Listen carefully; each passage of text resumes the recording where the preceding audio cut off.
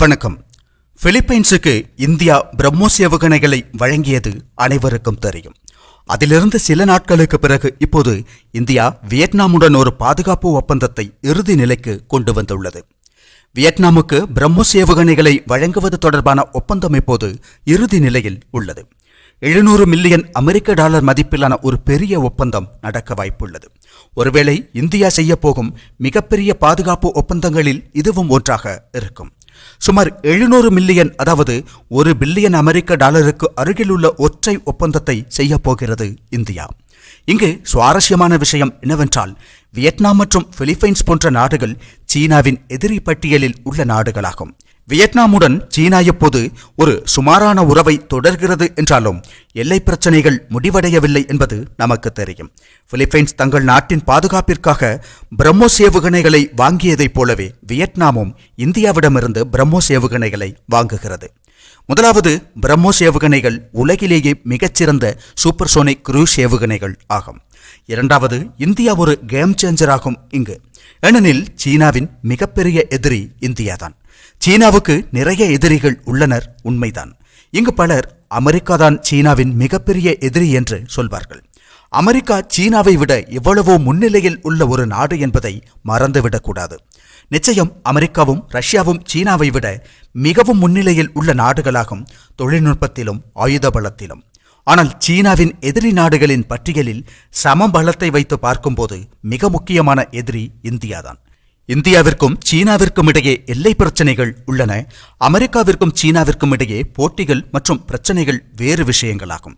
அவை சந்தை, வர்த்தகம் அல்லது உலகளாவிய செல்வாக்கு போன்ற பல விஷயங்களுடன் தொடர்புடையவையாகும். ஆனால் ஒரு போர் ஏற்பட வாய்ப்புள்ள எல்லை பிரச்சனைகள் உள்ள நாடுகள் என்று பார்த்தால் சீனாவின் மிகப்பெரிய எதிரி இந்தியாதான். எனவே இந்தியாவுடன் பாதுகாப்பு ஒப்பந்தங்களை செய்வதன் மூலம் இந்த சிறிய நாடுகள் ஒரு வலுவான கூட்டணியை உருவாக்குகின்றன. இந்தியாவுடன் ஒரு வலுவான உறவை ஏற்படுத்துவதன் மூலம் எப்போதாவது சீனா வியட்நாமை தாக்கினால் அந்த நேரத்தில் இந்தியா பல வழிகளில் அழுத்தம் கொடுக்க முடியும். காரணம், வியட்நாம் இந்தியாவின் ஒரு நட்பு நாடு, நம்மிடமிருந்து ஆயுதங்களை வாங்கியுள்ள நாடு என்பதால் இந்தியாவை போன்ற ஒரு பெரும் சக்தியின் ஆதரவு அப்போது கிடைக்கும் என்று கருதுகின்றன அந்த நாடுகள். அது மட்டுமல்லாமல் சீனாவை எதிர்க்க தேவையான விதத்தில் ஆயுதங்களை இந்தியா உருவாக்குகிறது என்ற ஒரு பொதுவான கருத்து உலகில் நிலவுகிறது. அது உண்மையும் கூடத்தான். வியட்நாம் மற்றும் பிலிப்பைன்ஸ் ஆகிய நாடுகள் இதை அறிந்துள்ளன. இந்தியாவின் முக்கிய எதிரிகள் யார்? முதல் எதிரி சீனா, இரண்டாவது எதிரி பாகிஸ்தான். இந்தியா எப்போதும் ஒரு ஆயுதத்தை உருவாக்கும் போது இந்த எதிரிகளை எதிர்கொள்வதற்காகவே உருவாக்கும் என்பதில் சந்தேகமில்லை. எனவே அவற்றின் செயல்திறனை பற்றி அந்த நாடுகளுக்கு ஒருபோதும் சந்தேகம் இருக்காது. அதனால்தான் அவர்கள் இந்தியாவிடமிருந்து பிரம்மோஸ் ஏவுகணைகளை வாங்குவதில் ஆர்வமாக உள்ளனர். இப்போது நமக்கு கிடைக்கும் தகவலின்படி வியட்நாம் பிரம்மோஸின் கோஸ்டல் பேட்டரி சிஸ்டத்தை வாங்க முயற்சிக்கிறது என்று புரிந்து கொள்ள முடியும். இந்த ஏவுகணைகள் 290 கிலோமீட்டர் வரை தூரத்தில் அதிக சக்தி வாய்ந்த தாக்குதலை நடத்த முடிந்தவையாகும். ஏன் பிரம்மோஸ் என்று கேட்டால், பிரம்மோஸ் ஏவுகணைகளை தடுக்கக்கூடிய அல்லது எதிர்க்கக்கூடிய பாதுகாப்பு அமைப்புகள் எதுவும் இன்று சீனாவிடம் இல்லை. வியட்நாம் அல்லது பிலிப்பைன்ஸ் போன்ற நாடுகள் சீனாவின் ஏதேனும் ஒரு முக்கிய நகரத்தையோ அல்லது இலக்கையோ குறிவைத்து பிரம்மோஸ் ஏவுகணையை ஏவினால் அது 100% இலக்கை அடையும். அதாவது அதை தடுக்கக்கூடிய எந்த அமைப்பும் சீனாவிடம் இல்லை. சீன கப்பல்களின் அச்சுறுத்தலை பிரம்மோஸ் ஏவுகணைகளை வாங்குவதன் மூலம் முறியடிக்க வியட்நாமினால் முடியும். அதைத்தான் பிலிப்பைன்ஸும் செய்தது. 2022 375 மில்லியன் அமெரிக்க டாலர் மதிப்பிலான ஒரு ஒப்பந்தத்தை பிலிப்பைன்ஸுடன் செய்து கொண்டது இந்தியா. அதன் 2 மடங்கிற்கும் மேலான ஒரு பெரிய ஒப்பந்தமாக வியட்நாமுடன் இந்தியாவும் கையெழுத்திட போவதாக அறிகுறிகள் தென்படுகின்றன. வியட்நாமை தவிர இந்தோனேஷியாவும் இந்தியாவுடன் பேச்சுவார்த்தை நடத்துகிறது என்பதை இந்தியா டுடே அறிக்கை செய்துள்ளது. இப்போது இந்தோனேசியா மட்டுமல்ல, தென்கிழக்கு ஆசிய நாடுகள், மத்திய ஆசிய நாடுகள், தென் அமெரிக்க நாடுகள், மத்திய கிழக்கு நாடுகள், குறிப்பாக UAE உள்ளிட்ட நாடுகள், சவுதி உள்ளிட்ட நாடுகள் பிரம்மோஸ் ஏவுகணைகளை வாங்க தயாராகி வருகின்றன. அதாவது பல நாடுகளுக்கு ஒரு பிரம்மாஸ்திரமாக இந்தியாவின் பிரம்மோஸ் ஏவுகணை மாறப்போகிறது விரைவில். உண்மையில் இந்த பிரம்மாஸ்திரம் என்பதற்கும் ஏவுகணைக்கு பிரம்மோஸ் என்று பெயர் வைத்ததற்கும் பெரிய தொடர்புகள் எதுவும் இல்லை. இது இந்தியா மற்றும் ரஷ்யா கூட்டாக உருவாக்கிய ஒரு மிகவும் சிறப்புமிக்க ஏவுகணையாக இருப்பதால் தான் அந்த பெயர் கிடைத்துள்ளது. ஆனால் தற்செயலாக ஏதோ பிரம்மோஸ் என்பது பிரம்மாஸ்திரத்துடன் ஒரு தொடர்பை கொண்டுள்ளது. பிரம்மாஸ்திரம் என்னவென்று அனைவருக்கும் தெரியும். நமது புராணங்களில் கூறப்படும் மிகவும் சக்தி வாய்ந்த அஸ்திரமாகும் பிரம்மாஸ்திரம். இது வெளியிடப்பட்டால் அது முழுமையான அழிவை ஏற்படுத்தும்.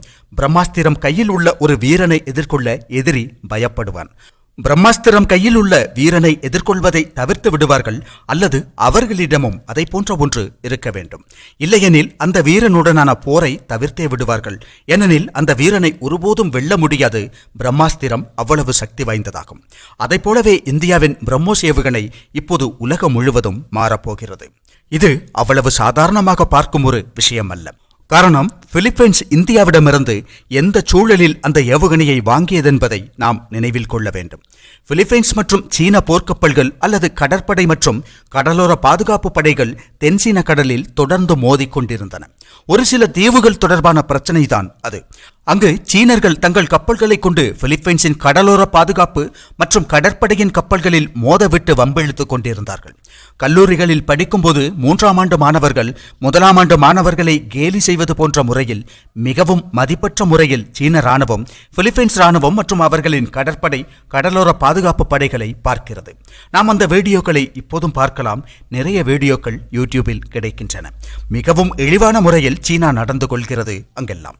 பிலிப்பைன்ஸிடம் நிச்சயம் நிறைய ஆயுதங்கள் உள்ளன.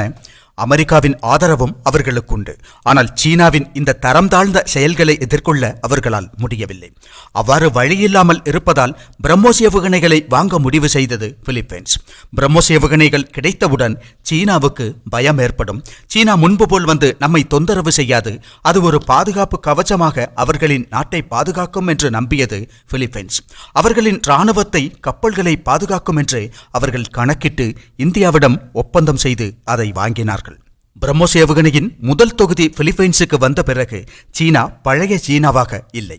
இப்போது சீனா பிலிப்பைன்ஸை துன்புறுத்துவது மிகவும் குறைந்துள்ளது என்னும்போது அந்த முறையில் இருந்து சீனா பின்வாங்கியுள்ளது.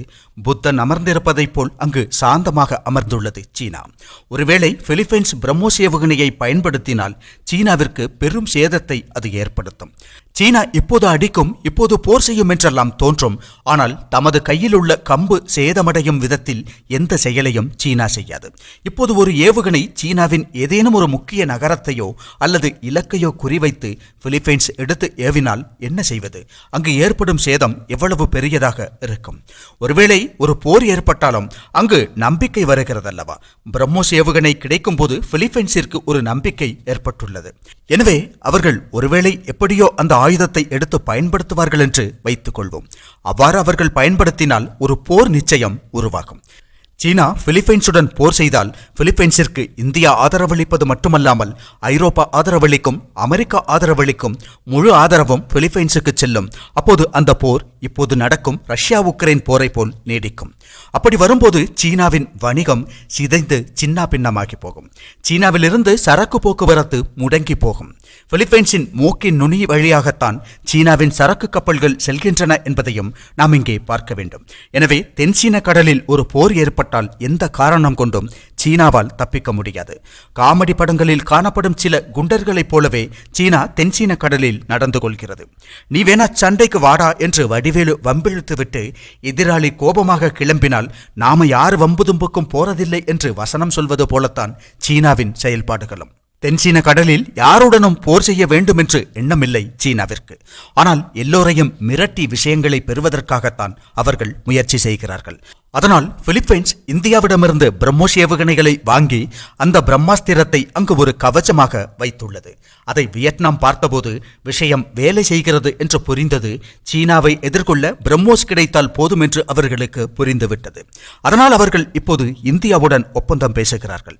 இந்தோனேஷியா, மலேசியா போன்ற பல நாடுகள் எதிர்காலத்தில் இந்தியாவிடமிருந்து பிரம்மோஸ் ஏவுகணைகளை வாங்கும் வாய்ப்பு உள்ளது. பல நாடுகளுக்கு ஒரு கவச்சமாக இந்தியாவின் இந்த பிரம்மாஸ்திரம் மாறவுள்ளது எதிர்காலத்தில்.